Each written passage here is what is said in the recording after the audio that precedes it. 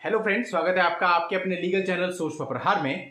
मैं हूं एडवोकेट सनी शर्मा और दोस्तों आज की इस वीडियो में बहुत इंपॉर्टेंट बात करने वाला हूं। बात कर रहे हैं दोस्तों हम फिर से डाइवोर्स की, यानी कि डाइवोर्स की प्रोसेस जो कि दो तरह से की जा सकती है, या तो म्यूचुअल और या फिर कंटेस्टेड। अभी दोस्तों कुछ दिन पहले भी मैंने इस पर एक वीडियो डाली थी और उस वीडियो पर आप लोगों का बहुत अच्छा रिस्पॉन्स भी था। इसके साथ साथ दोस्तों उसमें मैंने आपको बताया था कि भाई डाइवोर्स या कोई सा भी केस है, अगर उसकी प्रक्रिया को आप बहुत तेज करना चाह रहे हैं इनिशियल लेवल पे, तो नहीं हो सकती। उसमें टाइम लगता है और उस टाइम को आप किसी भी तरह से कम नहीं कर सकते। तो मैंने आपको प्रैक्टिकल फील्ड लेवल पर एक ट्रिक बताई थी कि अगर आप उसको फॉलो करते हो तो आपका जो डाइवोर्स का केस है वो थोड़ा तेज चलने लगेगा और उससे जो टाइम है वो ऑटोमेटिकली रिड्यूस हो जाएगा। अब दोस्तों इस वीडियो पर कुछ लोग नीचे कमेंट करने लगे कि सर ये पर्टिकुलर सेक्शन है स्पीडी ट्रायल का। अरे भाई, हम बात कर रहे हैं फील्ड की, यानी कि कानून तो बहुत हैं, लेकिन क्या वो कानून प्रैक्टिकली यूज होते भी हैं या नहीं? कहीं ऐसा तो नहीं है कि वो कानून केवल किताब में लिखा हुआ है, आप उसको यूज ना कर सको। तो दोस्तों आप में से हजारों लोगों के डाइवोर्स के केस चल रहे होंगे और अगर स्पीडी ट्रायल का प्रोविजन हिंदू मैरिज एक्ट के अंदर है तो फिर आपने उसको यूज भी किया है मान लेते हैं, तो कितने लोग आप में से ऐसे हैं जिनके डाइवोर्स केस खत्म हो गए या फिर तेज चलने लगे? आप सब लोग बहुत अच्छे से जानते हैं। तो इसलिए दोस्तों अगर आप सिर्फ कानून पढ़ के काम करोगे तो काम नहीं चलेगा, क्योंकि बहुत सारे कानून ऐसे हैं जो आप प्रैक्टिकली यूज कर सकते हो, जिन पर काम होता है, और बहुत सारे कानून ऐसे हैं जो केवल किताबों में बंद है लेकिन प्रैक्टिकल लेवल पे उनको यूज नहीं किया जाता, प्रैक्टिस में बिल्कुल भी नहीं है। तो इसलिए दोस्तों मेरी जो भी वीडियो मैं आप लोगों के लिए लाता हूं वो बहुत सोच समझ के लाता हूं कि आपको उससे कहीं ना कहीं किसी भी तरह का बेनिफिट मिल जाए। तो उसी कड़ी में दोस्तों आज का ये वीडियो भी है कि यदि आप डाइवोर्स में जा रहे हैं या आपको डाइवोर्स में जाना पड़ रहा है तो आप इस प्रक्रिया को कैसे तेज करें, यानी कि कंटेस्टेड डाइवोर्स में जब बहुत सालों गुजर जाते हैं, जैसे आपने बहुत से मामलों में देखा होगा 10 साल भी निकल जाते हैं। बहुत से जजमेंट ऐसे मैंने डाले जिसमें 12-12, 20-20, एक मामले में तो 23 साल निकल गए, तब जाके डाइवोर्स फाइनल हुआ। तो ऐसे में तो लाइफ ही गुजर जाएगी, तो फिर डाइवोर्स लेने का मतलब क्या रह जाएगा? तो दोस्तों ऐसे में हम क्या करें? तो यहां पर आज की इस वीडियो में मैं आपको कुछ ऐसी इंपॉर्टेंट ट्रिक बताने वाला हूं जिससे आप इस मैटर को हैंडल कर सकते हैं और जल्दी ही डाइवोर्स से बाहर आ सकते हैं। तो दोस्तों वीडियो में आगे बढ़ने से पहले आपसे कहना चाहूंगा, यदि आपने अभी तक भी चैनल को सब्सक्राइब नहीं किया है तो चैनल को सब्सक्राइब करके नोटिफिकेशन बेल पर जरूर क्लिक कर लें, क्योंकि इस चैनल पर ऐसी वीडियोज हमेशा आती रहती हैं। तो दोस्तों इसके लिए आपको क्या करना है, देखिए पति या पत्नी दोनों ही इस ट्रिक को यूज कर सकते हैं, यानी कि पति या पत्नी में से कोई भी यदि फंसा हुआ है और वो चाहता है कि उसका डाइवोर्स जल्दी हो जाए लेकिन म्यूचुअल कंडीशंस बन नहीं पा रही हैं और कंटेस्टेड में जाना पड़ता है, तो ये काम कैसे होगा? देखिए यदि आप पति हैं या पत्नी और आपके पार्टनर ने आपके ऊपर डाइवोर्स का केस डाल दिया है, तो आप क्या करते हैं, आप एक वकील साहब से मिलते हैं और उसके डाइवोर्स केस का आंसर देते हैं और फिर प्रक्रिया बहुत लंबी चलती हैं, आप उसको कम नहीं कर सकते। लास्ट वीडियो में जो मैंने ट्रिक बताई थी, इतना जरूर है कि अगर आप उस ट्रिक को फॉलो करेंगे तो थोड़ा टाइम कम हो जाएगा, यानी कि जो मामला 8 साल में खत्म होना था वो 5 साल में खत्म हो जाएगा। लेकिन ऐसा नहीं है बिल्कुल कि इंस्टेंटली डालो फटाफट रिजल्ट मिल जाए, ऐसा नहीं है। तो आज की इस वीडियो में ऐसी ही ट्रिक बता रहा हूं दोस्तों। अब दोस्तों आज का वीडियो आपको राहत देगा, तो पहले मैं पत्नी के पॉइंट ऑफ व्यू से बात करता हूं कि पति ने अपनी तरफ से डाइवोर्स का केस डाला है तो पत्नी को क्या करना है। अब देखिए जो जनरली वाइफ होती है, वाइफ को भी कई बार डाइवोर्स चाहिए होता है लेकिन एग्री नहीं होती है चीजों में, लेकिन उनको इससे बाहर निकलना होता है और हस्बैंड ने अपनी तरफ से ही डाइवोर्स फाइल कर दिया।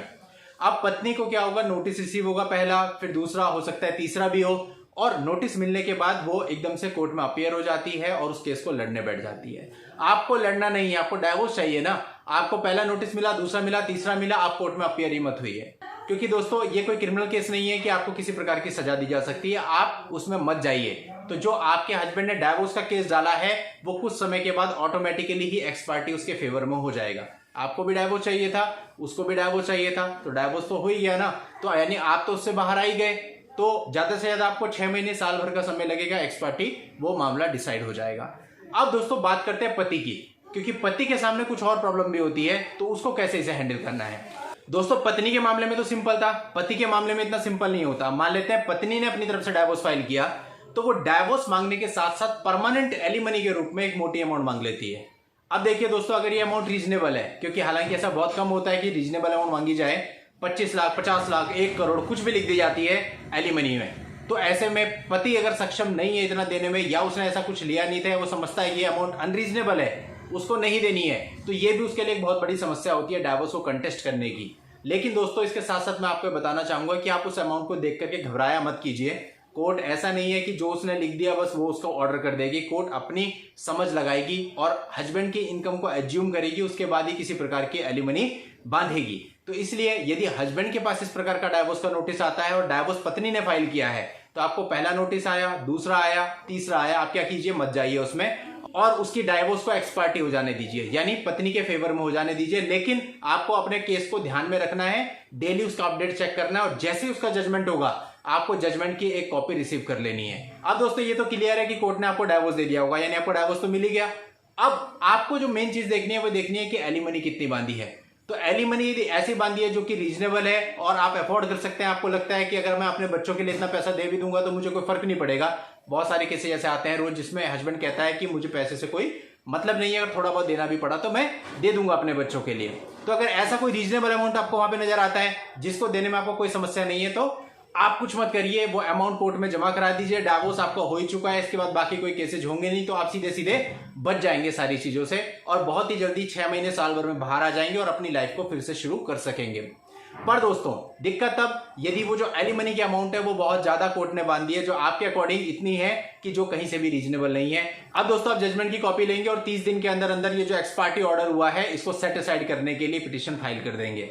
तो कुल मिला के बात ये है कि चीजें तो फिर भी आपके हाथ में ही है, क्योंकि ऐसा तो है नहीं कि एक्सपार्टी हो गया तो बस सब कुछ हो गया, उसके बाद आपको टाइम मिलता है प्रॉपर, उस टाइम में आप उसका ऑब्जेक्शन फाइल कर सकते हैं, दोबारा से मामले को लेकर के आ सकते हैं। लेकिन एक चांस तो कम से कम ले ही सकते हैं ना, क्या पता कोर्ट ऐसा कुछ ना करे, वो बहुत ही रीजनेबल अमाउंट एलिमनी के लिख दे, तो आपके लिए तो बहुत ही बढ़िया हो जाएगा, आपको बैठे बैठे डाइवोर्स भी मिल गया और एक बहुत ही रीजनेबल से अमाउंट आपको देनी पड़ी। क्योंकि ऐसा तो है नहीं कि कोर्ट में डाइवोर्स का केस चलेगा और कोर्ट जो है एलिमनी बिल्कुल जीरो कर देगी, ऐसा तो कभी नहीं होगा, थोड़ा बहुत तो जरूर बांधेगी। तो इसलिए दोस्तों प्रैक्टिकली सोचना चाहिए, अगर प्रैक्टिकली सोच करके आप बाहर आ सकते हैं तो वो ज्यादा बेहतर है। अनरीजनेबल किसी को नहीं देना है, और अगर रीजनेबल देकर के जान छूट रही है, बाहर निकल सकते हैं आप इन चीजों से, तो बहुत ही अच्छा है, क्योंकि आपकी पूरी लाइफ आगे पड़ी है, आपके माता पिता हो सकता है घर पे हैं, आपके बच्चे घर पे हैं, तो अननेसेसरी लाइफ को इन सारी चीजों में स्टक मत कीजिए केवल कुछ पैसों के लिए। ये मेरी राय है, बाकी आपकी समझ है, जैसा आप चाहें कर सकते हैं। पर दोस्तों ये ट्रिक अपना करके पत्नियां तो बड़े ही आराम से बाहर आ सकती हैं और जो पति हैं वो भी आ सकते हैं। बस एक जो पॉइंट है एलिमनी वाला, ये मैंने आपको बता दिया। अगर आपने जजमेंट पर ध्यान नहीं रखा, यानी अपने केस से आप अपडेट नहीं हो, पता नहीं चला आपको कब जजमेंट हो गया, तो फिर प्रॉब्लम हो जाएगी, क्योंकि फिर वो ऑर्डर आपका परमानेंट भी हो सकता है। इसलिए आपको अपने केस को निगरानी रखनी है, ऑनलाइन चेक करते रहना है कब कब अपडेट पड़ी हो, जैसे जजमेंट हुआ जाके जजमेंट को पढ़ना है। जजमेंट अगर आपको लगता है बढ़िया है तो फिर तो खत्म ही कर दीजिए सब चीजें, और लगता है कि जजमेंट सही नहीं है तो उसको सेट असाइड करने के लिए आप आगे जाइए। तो दोस्तों ये थी मेरी आज की आपको लीगल जानकारी, और ऐसी प्रैक्टिकल जानकारी यदि अपने केस के बारे में मुझसे चाहते हैं तो इसके लिए इस वीडियो के नीचे डिस्क्रिप्शन में मेरा व्हाट्सएप नंबर दिया हुआ है, उस व्हाट्सएप नंबर पर व्हाट्सएप मैसेज करके आप अपनी अपॉइंटमेंट बुक करके मुझसे बात भी कर सकते हैं और मिल भी सकते हैं। नेक्स्ट वीडियो में नई लीगल जानकारी के साथ मैं आपसे फिर मिलता हूं, तब तक के लिए good bye and thank you for watching, take care.